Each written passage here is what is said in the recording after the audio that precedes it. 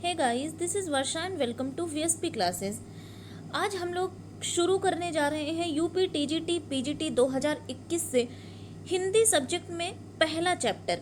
तो पहला हमने अभी इसके पहले सिलेबस हम लोगों ने डिस्कस किया था, उसमें पहला चैप्टर था हिंदी साहित्य का इतिहास।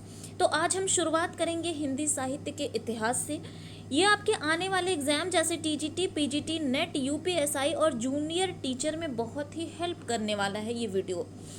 तो हिंदी साहित्य के इतिहास में आज हम देखेंगे कि हिंदी साहित्य इतिहास लेखन की परंपरा की शुरुआत कैसे हुई। यानी कोई एक व्यक्ति होगा जिसके मन मस्तिष्क में ये बात आई होगी कि क्यों ना हिंदी साहित्य को लिखने की जो प्रथा है उसको शुरू करी जाए। ठीक है, इसी संबंध में आज हम बात करेंगे। तो अगर आपको ये वीडियो पसंद आएगा तो लाइक और शेयर कर दीजिएगा, चैनल को सब्सक्राइब कर दीजिएगा, बेल आइकन को प्रेस कर लीजिएगा ताकि आने वाली लेटेस्ट नोटिफिकेशन आपको मिलती रहे। तो आइए शुरू करते हैं। बहुत ही इंपॉर्टेंट होने वाली है आज की ये वीडियो, क्योंकि जिन जिन लोगों ने UP TGT PGT Hindi subject से ये फॉर्म फिल किया है उनके लिए ये वीडियो बहुत इंपॉर्टेंट है।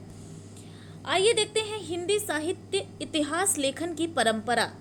अब बात आती है कि हिंदी साहित्य, तो सबसे पहले आप जान लीजिए हिंदी साहित्य होता क्या है। देखिए, जो जनता के साथ साथ जो साहित्य के स्वरूप में जो परिवर्तन होता चला जाता है, यानी जब प्रत्येक देश का जो साहित्य है वहाँ की जब जनता की चित्तवृत्ति का संचित प्रतिबिंब होता है, वही होता है साहित्य किसी चीज़ का। ठीक है, तो हिंदी साहित्य जो है वो चल रहा था, लेकिन इतिहास जो उसका था, हिंदी साहित्य का जो एक इतिहास था, वो किसी ने लिखने की कोशिश नहीं करी। तो सर्वप्रथम हिंदी साहित्य के प्रथम इतिहास को लिखने का जो श्रेय है वो फ्रेंच विद्वान गार्सा दा तासी को जाता है। इसके पहले किसी ने भी हिंदी साहित्य के इतिहास को लिखने के बारे में नहीं सोचा था। गार्सा दा तासी फ्रांस के रहने वाले थे और इसलिए इन्होंने फ्रेंच भाषा में जो हिंदी का प्रथम इतिहास है वो लिख डाला गार्सा दा तासी ने। किस भाषा में लिखा? तो ये फ्रेंच के थे, इसलिए इन्होंने फ्रेंच भाषा में वो लिख दिया। और उस ग्रंथ का नाम क्या था? तो ग्रंथ का नाम था इस्तवार द ला लिट्रेव्यूर एंदुई हिंदुस्तानी। ठीक है, इस ग्रंथ का नाम याद रखिएगा, बहुत बार एग्जाम में रिपीट हुआ है ये क्वेश्चन कि सबसे, तो आपका एक क्वेश्चन यहाँ से मिल गया कि सबसे पहले यानी हिंदी साहित्य के प्रथम इतिहास को लिखने का श्रेय किसको जाता है। ठीक है, तो वो जाता है गार्सा दा तासी को। उन्होंने कौन सा ग्रंथ लिखा? तो ग्रंथ का नाम आप याद कर लीजिएगा, इस्तवार द ला लिट्रेव्यूर एंदुई हिंदुस्तानी। अब सवाल ये आता है कि किस भाषा में है। अब चूंकि है तो हिंदी साहित्य का इतिहास, लेकिन वो हिंदी में नहीं है, बल्कि किस भाषा में लिखा हुआ है? फ्रेंच भाषा में लिखा। हिंदी साहित्य का इतिहास होने के बावजूद भी वो हिंदी भाषा में ना होकर फ्रेंच भाषा में। इसका कारण क्या है कि जिसने लिखा है वो खुद भारत का नहीं था, बल्कि कहाँ का था? फ्रांस का था, और इसलिए उसने खुद अपनी भाषा में लिख डाला हिंदी साहित्य का इतिहास। तो अगर हम इसका हिंदी का अर्थ देखें तो इसका अर्थ ही होता है कि हिंदुस्तानी व हिंदवी साहित्य का इतिहास। ठीक है, तो पहला प्रयास हिंदी साहित्य के इतिहास लेखन का किसने किया था? गार्सा दा तासी ने किया था। यह पुस्तक किसमें है? फ्रेंच भाषा में लिखी हुई है। अब बात आती है कि इसका कितना भाग प्रकाशित हुआ था। तो इसका देखिए, प्रथम भाग सन 1839 ईस्वी में और दूसरा भाग 1847 ईस्वी में प्रकाशित हुआ था। और इसके प्रकाशन की अगर बात करी जाए तो the oriental translation committee Ireland द्वारा हिंदी साहित्य का इतिहास यानी इस्तवार द ला लिट्रेव्यूर एंदुई हिंदुस्तानी का प्रकाशन किया गया था। और एक और बात मैं आपको बता दूं कि गार्सा दा तासी के ग्रंथ में कुल इन्होंने 738 कवियों का वर्णन किया था, जिसमें से सिर्फ और सिर्फ हिंदी के जो कवि थे वो 72 थे, यानी और लोगों के बारे में इनको ज्ञात नहीं था। बाकी जो बचे थे 72 कवि सिर्फ हिंदी के थे, बाकी उर्दू के कवि थे। ठीक है, तो आप इतनी बातें याद रखिएगा कि हिंदी साहित्य के प्रथम इतिहास को लिखने का श्रेय जो जाता है वो गार्सा दा तासी को जाता है। इनके ग्रंथ का क्या नाम है? तो इस्तवार द ला लिट्रेव्यूर एंदुई हिंदुस्तानी। और इन्होंने क्या किया था कि 738 कवियों का वर्णन किया था, जिसमें से सिर्फ 72 कवि जो हैं वो हिंदी के कवि थे और इन्होंने अपने ये इस्तवारदाला किस भाषा में लिखा है, तो फ्रेंच भाषा में। तो 2 से 3 क्वेश्चन जो हैं वो आपके यहीं से तैयार हो गए हैं। ये ग्रंथ का नाम इसलिए मैं बार बार बोल रही हूँ ताकि आपको ये नाम याद हो जाए, ठीक है। अब इतनी बात हो गई कि सबसे पहले किसने लिखा है, तो इन्होंने लिखा है, गारसादा तासी ने लिखा है। अब डॉक्टर लक्ष्मी सागर वार्ष्णेय ने क्या किया था कि इसका हिंदी अनुवाद कर दिया, ठीक है। इस ग्रंथ का अनुवाद हिंदी में कर दिया लक्ष्मी सागर वार्ष्णेय ने सन 1952 में हिंदुई साहित्य का इतिहास नाम से, ठीक है। हिंदुई साहित्य का प्रथम इतिहास के नाम से लक्ष्मी सागर। बहुत बार ये भी क्वेश्चन बन के आ जाता है कि पहले गारसादा तासी का जो इस्तवारदाला लेत्रीबुर एंदुई हिंदुस्तानी जो ग्रंथ है उसका हिंदी अनुवाद किसने किया है, ठीक है। तो आप नाम याद रखिएगा, लक्ष्मी सागर वार्ष्णेय ने सन 1952 ईस्वी में इसका हिंदी अनुवाद कर दिया। उसके बाद आते हैं वास्तविक अर्थों में हिंदी साहित्य का पहला इतिहास जॉर्ज ग्रियर्सन ने लिखा। अभी तक पहला ग्रंथ जो हिंदी साहित्य का पहला ग्रंथ किसने लिखा, गारसादा तासी ने लिखा। लेकिन वास्तविक अर्थों में हिंदी साहित्य का पहला इतिहास जो लिखा वो जॉर्ज ग्रियर्सन ने लिखा था, ठीक है। इनके ग्रंथ का क्या नाम था, the modern vernacular literature of Hindustan, ठीक है। सन 1888 1888 में, सन 1888 में किसने लिखा है ये, जॉर्ज ग्रियर्सन ने, ठीक है, the modern vernacular literature of Hindustan. और आपको बता दूं कि यह ग्रंथ एशियाटिक सोसाइटी ऑफ बंगाल की पत्रिका से प्रकाशित हुआ था, ठीक है। यानी कि बंगाल की जो पत्रिका थी एशियाटिक सोसाइटी ऑफ बंगाल, वहां से ये ग्रंथ इनका the modern vernacular literature of Hindustan का प्रकाशन कर दिया गया था। इसमें ग्रियर्सन ने कितने कवियों को शामिल किया था, तो 952 यानी कि 952 कवियों को ग्रियर्सन महोदय ने इसमें शामिल किया था, ठीक है। तो वास्तविक अर्थों में अगर पूछा जाए तो जॉर्ज ग्रियर्सन थे। इनके ग्रंथ का क्या नाम था, the modern vernacular literature of Hindustan, ठीक है। और गारसादा तासी जिनको प्रथम इतिहास को लिखने का श्रेय जिनको जाता है वो कौन, उनके ग्रंथ का क्या नाम था, तो इस्तवारदाला लेत्रीबुर एंदुई हिंदुस्तानी। यानी जहां आप गड़बड़ हो रहे हैं बोलने में तो वो किसका है, पहला लिखने का जो श्रेय जिसको गया था उसको है, गारसादा तासी को है, ठीक है। चलिए अब हिंदी भाषा में हिंदी साहित्य का इतिहास लिखने का पहला प्रयास जो है वो वापस किसने किया, शिव सिंह सेंगर ने किया था, ठीक है। अब शिव सिंह सेंगर ने किस नाम से किया, सन 1883 ईस्वी में शिव सिंह सरोज नाम से इन्होंने अपने ग्रंथ की रचना कर डाली थी। और शिव सिंह सरोज में 838 कवियों का वर्णन मिलता है, यानी 838 कवियों का जीवन चरित्र इन्होंने बताया और उनकी कुछ कविताओं के भी उदाहरण इन्होंने शिव सिंह सरोज में दे डाला है। कौन, तो एक क्वेश्चन यहाँ बन गया, शिव सिंह सेंगर का जो ग्रंथ है उसका क्या नाम है, तो शिव सिंह सरोज राम है, ठीक है। अब देखिए एक और बात कि शिव सिंह सेंगर जो थे इन्होंने बेशक इतिहास लिखने का प्रयास तो किया लेकिन इसमें उन्होंने काल विभाजन का उल्लेख नहीं किया। यानी अभी तक सिर्फ इतिहास लिख दिया गया था लेकिन काल विभाजन नहीं हो पाया था, ठीक है। काल विभाजन का उल्लेख कहीं भी नहीं मिलता है। हालांकि जॉर्ज ग्रियर्सन जो थे उन्होंने काल विभाजन का प्रयास किया था। हिंदी साहित्य का जो काल विभाजन का प्रयास है वो जॉर्ज ग्रियर्सन के द्वारा किया गया था। उसके बाद हम देखते हैं हिंदी भाषा में हिंदी साहित्य का इतिहास लिखने का पहला प्रयास, अच्छा ये हो चुका है शिव सिंह सेंगर। उसके बाद आते हैं मिश्र बंधु। मिश्र बंधु कौन कौन, अब पहले देख लीजिए कि मिश्र बंधुओं में आता कौन कौन है, गणेश बिहारी, श्याम बिहारी और सुखदेव बिहारी मिश्र। ये 3 लोग ऐसे हैं जो मिश्र बंधुओं में जिनकी गिनती की जाती है।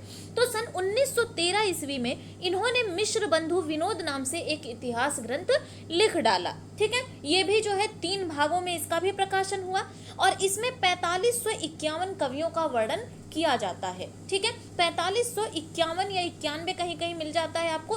इतने कवियों का जीवन वृत्त जो है वो इसमें वर्णित है। ये भी 3 भागों में प्रकाशन हुआ इसका भी, और इसका जो प्रकाशन है वो 3 खंडों में विभाजित हो गया था और 4551 कवियों का वर्णन इसमें मिलता है। अब आगे चलते हैं। अब कहानी जो असली कहानी जो है यहाँ से शुरू होगी। अब तक का सबसे चर्चित हिंदी साहित्य का इतिहास आचार्य रामचंद्र शुक्ल जी द्वारा लिखा गया। ठीक है, यानी हिंदी साहित्य इतिहास लेखन परंपरा में आचार्य रामचंद्र शुक्ल द्वारा रचित हिंदी साहित्य का इतिहास जो है उसका स्थान सर्वोच्च है, यानी उसी को सर्वमान्य कर दिया गया कि हाँ ये बेहतर है। ठीक है, और हिंदी साहित्य का इतिहास जो आचार्य रामचंद्र शुक्ल द्वारा लिखा गया था, ये काशी नागरी प्रचारणी सभा बनारस द्वारा प्रकाशित किए जा रहे जो ग्रंथ था हिंदी शब्द सागर, उसकी भूमिका के रूप में सन 1929 में प्रकाशित हुआ, यानी कि लिखा गया। ठीक है, तो सबसे पहले 2-3 क्वेश्चन यहाँ से निकल कर आ गए हैं कि आचार्य रामचंद्र शुक्ल जी द्वारा जो लिखा हुआ ग्रंथ है उसका क्या नाम है? हिंदी साहित्य का इतिहास। ये कहाँ से प्रकाशित हुआ?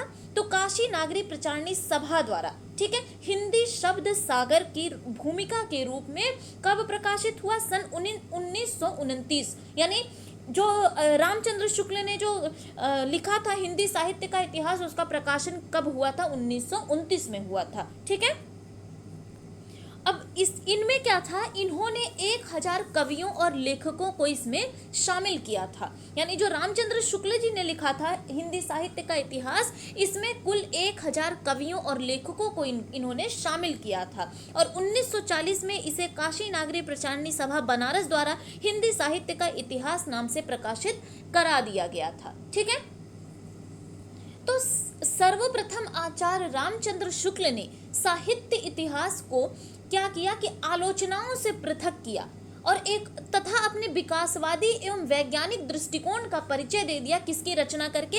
हिंदी साहित्य का इतिहास की रचना करके। ठीक है, अब देखिए, अभी तक काल विभाजन की बातें जो थी वो क्लियर नहीं हो पाई थी, लेकिन आचार्य रामचंद्र शुक्ल ने काल विभाजन के अंतर्गत हिंदी साहित्य के 900 वर्षों के इतिहास को 4 खंडों में विभक्त कर दिया था, यानी कि 4 भागों में किसको बांट दिया गया था? हिंदी साहित्य के इतिहास को। आगे हम चर्चा करेंगे वो 4 भाग कौन कौन से हैं। आगे चलते हैं। हजारी प्रसाद द्विवेदी जी ने कोई इतिहास ग्रंथ तो नहीं लिखा, लेकिन इनका जो 3 इतिहास से संबंधित जो 3 किताबें हैं वो प्रसिद्ध हुई थी और ये पूछी भी जाती हैं। ठीक है, इसमें है हिंदी साहित्य की भूमिका, हिंदी साहित्य का आदिकाल और हिंदी साहित्य उद्भव और विकास। ठीक है, देखिए ये ऐसे क्वेश्चन है जो आप पिछला पेपर अगर उठाकर देखेंगे टीजीटी और पीजीटी हिंदी का, तो ये सारे क्वेश्चन किसी न किसी ईयर में पूछे हुए हैं। अब ये हजारी प्रसाद द्विवेदी का जो 3 किताबें थी उनके बारे में हमने देख लिया।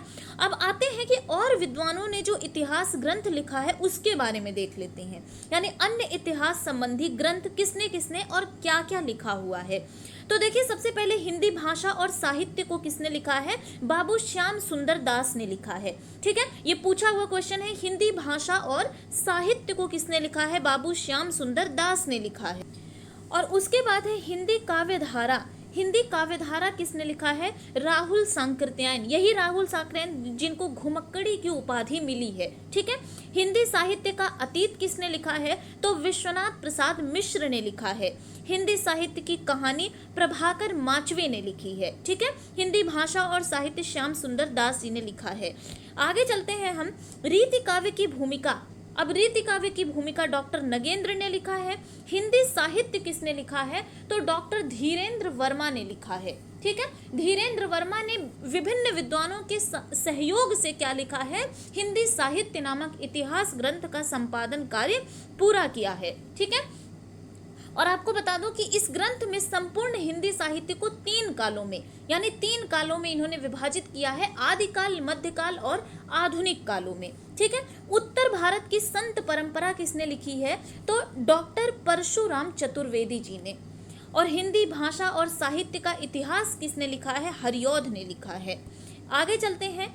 हिंदी साहित्य का वैज्ञानिक इतिहास गणपति चंद्र गुप्त ने लिखा है और राम कुमार वर्मा ने लिखा है हिंदी साहित्य का आलोचनात्मक इतिहास। ये कई बार क्वेश्चन पूछा हुआ है कि हिंदी साहित्य का आलोचनात्मक इतिहास किसने लिखा है, तो आप याद रखिएगा राम कुमार वर्मा ने हिंदी साहित्य का आलोचनात्मक इतिहास लिखा है। कब लिखा है? तो 1938 ईस्वी में हिंदी साहित्य का आलोचनात्मक इतिहास लिखा हुआ है।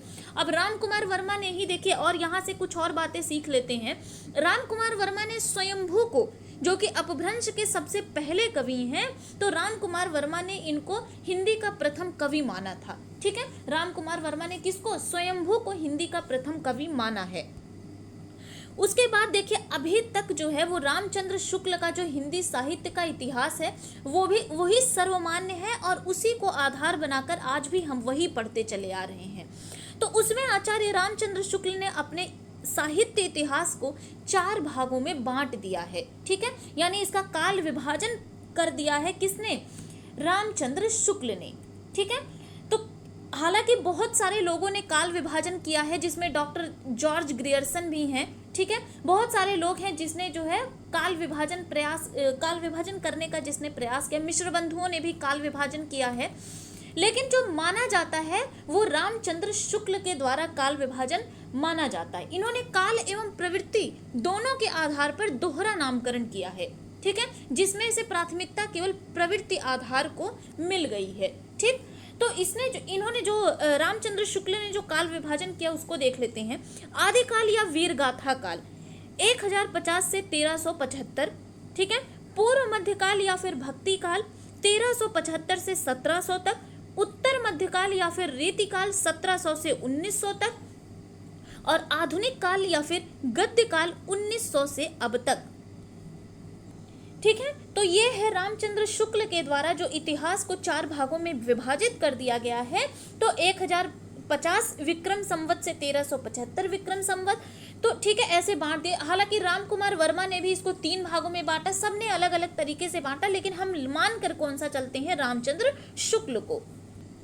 तो ये आज बात हो गई कि हिंदी साहित्य का जो इतिहास है उसके लेखन की परंपरा के बारे में, यानी कौन से लेखक ने या कवि ने कौन सा ग्रंथ लिखा है हिंदी साहित्य इतिहास के ऊपर, और किसका ग्रंथ जो है वो अभी तक मान्य है, ठीक है। तो इसके बारे में हमने चर्चा कर ली। अब आगे हमें इन्हीं चारों को लेकर चलना है, यानी आदिकाल, ठीक है, भक्तिकाल, रीतिकाल और आधुनिक काल, इसी चारों के बारे में हम पढ़ेंगे।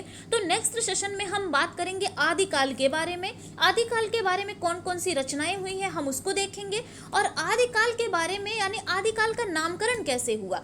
कोई भी चीज होता है सबसे पहले उसका नामकरण किया जाता है। अब जैसे आदिकाल के बारे में वीरगाथा काल उसको किसने कहा है, चारण काल किसने कहा है, बीज वपन काल किसने कहा है, सिद्ध सामंत काल किसने कहा है, आदि हम देखेंगे नेक्स्ट सेशन में। वीडियो बहुत लंबी हो जाएगी इसलिए अभी हम यही विराम देते हैं और अगले सेशन में हम बात करेंगे आदिकाल के बारे में। तो अगर आपको ये वीडियो पसंद आया होगा तो वीडियो को लाइक और शेयर कर दीजिएगा, चैनल को सब्सक्राइब कर दीजिएगा, बेल आइकन को प्रेस कर लीजिएगा ताकि लेटेस्ट नोटिफिकेशन आपको मिलती रहे।